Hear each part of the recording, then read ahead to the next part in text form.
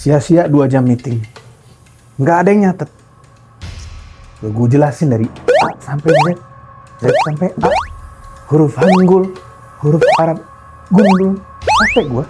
Kenapa sih kayak gini sih? Nggak mood gue kerja kalau gini saya. Kenapa bro? Biasa. Tim gue bodoh-bodoh. Kok capek begini? Semua gue jelasin. Nggak ada yang nyatet, Mas. Brengsek sih itu.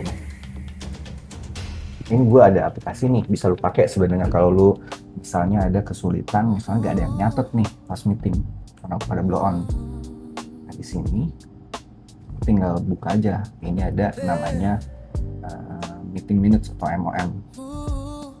Nah di sini lu tinggal klik start listening. Nanti kalau udah selesai, lu tinggal stop, terus generate summary-nya. Ini yang gue butuhin untuk menghadapi anak-anak bodoh itu. Nah ini coba lu pakai, nanti di meeting selanjutnya, coba nanti hasilnya gimana. Boleh, Mas. Lu coba deh sekarang. Oke. Mana ini tombol submitnya? Di atas nggak ada. Bawah nggak ada. Bawaan ya? Top apa gimana ini tombolnya hilang begini? Ngaco ini. Nggak bener nih alurnya. Membingungkan. Nah, aplikasi yang langsung jadi itu, tanpa adanya riset, tanpa adanya tahu siapa penggunanya kita, itu bukan menjadi sebuah solusi, teman-teman. Walaupun sebenarnya dilihat, oh, ini bisa ngebantu kita nih, apalagi ketika meeting. Gitu. Tapi tetap ketika membuat solusi, kita harus tahu dulu masalahnya apa, penggunanya siapa, dan bagaimana pengguna itu menginginkan sebuah solusinya. Bukan langsung dijadikan sebuah produk, aplikasi, atau website. Nah, kejadian seperti ini itu tidak hanya dialami oleh satu orang di sebuah perusahaan. Yang saya dapat, yang saya dengar dari cerita teman-teman saya, itu tidak sedikit bahwasannya stakeholder itu akan memberi suggestion kepada stakeholder lainnya bahwa saya mau memiliki solusi nih gitu. Padahal itu bukan sebuah solusi gitu. Kenapa? Karena kita tidak tahu sebenarnya masalah dari diri kita sendiri ataupun orang lain itu seperti apa gitu. Nah, untuk menjadikan sebuah website atau aplikasi ini sebagai sebuah solusi, perlu diadakannya membuat metode design thinking. Nah, design thinking ini bukan soal software atau gambar alat desain. Tapi, design thinking ini sebuah pola pikir kita sebagai tim desainer untuk memecahkan sebuah masalah pengguna secara terstruktur melalui 5 tahapan ini. Nah, yang pertama itu ada tahap empathize, yang dimana kita berempati kepada user, apa masalahnya dia, dan apa yang diharapkan oleh user tersebut. Setelah mengetahui masalah user, kita masuk ke tahap kedua yaitu define. Kita kunci semuanya dan kita define masalahnya satu persatu. Setelah kita kunci masalah utamanya, nah baru di sini kita sebagai tim akan merumuskan ide-idenya dari setiap masalah yang ditemukan dari penggunanya langsung melalui riset. Nah, risetnya ini bisa melalui interview ya teman-teman di tahap empathize yang pertama tadi. Nah, idenya itu dikerjakan oleh tim gitu ya. Jadi balik lagi, satu masalah kita kumpulkan ide sebanyak-banyaknya. Tidak ada ide yang salah di tahap ini, tetapi yang paling penting adalah ide yang paling banyak itu adalah yang paling baik dalam metode ini. Gitu. Jadi setelah dari situ baru kita kumpulkan, kita voting dan kita bikin prioritasnya, ide mana yang akan kita berikan dulu kepada user.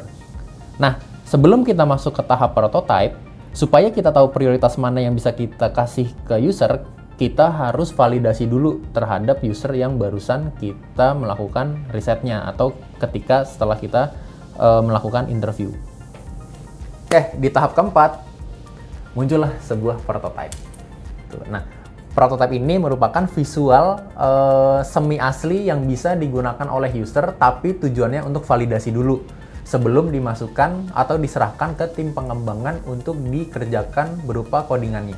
Seperti itu. Setelah prototipenya jadi, masuk ke tahap terakhir yaitu testing, yang dimana kita menguji langsung kepada pengguna, teman-teman. Apakah dari visual sementara ini sudah sesuai yang diharapkan oleh usernya langsung atau belum. Tapi kalau misalnya belum, kita harus balik lagi. Berarti kita harus balik lagi ke metode empathize. Mana yang masih kurang dan apa yang bisa kita berikan berikutnya. Dan apa harapan. Sebenarnya yang paling penting itu adalah harapan user yang bisa kita cari. Nah, ngomongin masalah 5 tahapan design thinking ini, mulai dari empathize, define, ideate, prototype, dan testing, itu tidak melulu bisa dimulai dari empathize gitu. Nah, ini sifatnya fleksibel, teman-teman. Bisa dimulai dari ideate dulu, prototype dulu, atau testing dulu. Nah, dalam case ini, aplikasi yang membantu untuk notulensi sebuah permeetingan, kita bisa mulainya dari testing dulu. Kenapa? Karena sebenarnya website atau aplikasinya ini sudah jadi gitu. Jadi, kita testing aja dulu usernya udah sesuai belum dengan kebutuhannya. Kalau misalnya belum, ya kita balikan lagi ke empathize, yang dimana berarti harus kita revamp dan redesign dulu keseluruhannya. Mulai dari flow-nya sampai kebutuhan user yang paling penting. Oke, dengan memahami struktur ini, kita sebenarnya tidak hanya membuat aplikasi atau website yang jadi gitu, tapi kita membuat sebuah solusi sebagai outputnya itu produk, aplikasi, atau website yang dicintai dan digunakan oleh usernya langsung gitu, teman-teman. Jadi ingat ya, membuat aplikasi dan website itu tidak harus visualnya yang cantik gitu, tapi kita harus pelan-pelan dulu nih mengetahui kebutuhannya user seperti apa, karena kalau misalnya kebutuhannya itu tidak kita cari tahu dulu, jadi percuma kita capek-capek membuang waktu untuk membuat sebuah aplikasi atau website yang menurut kamu itu bagus, padahal menurut user tidak berfungsi.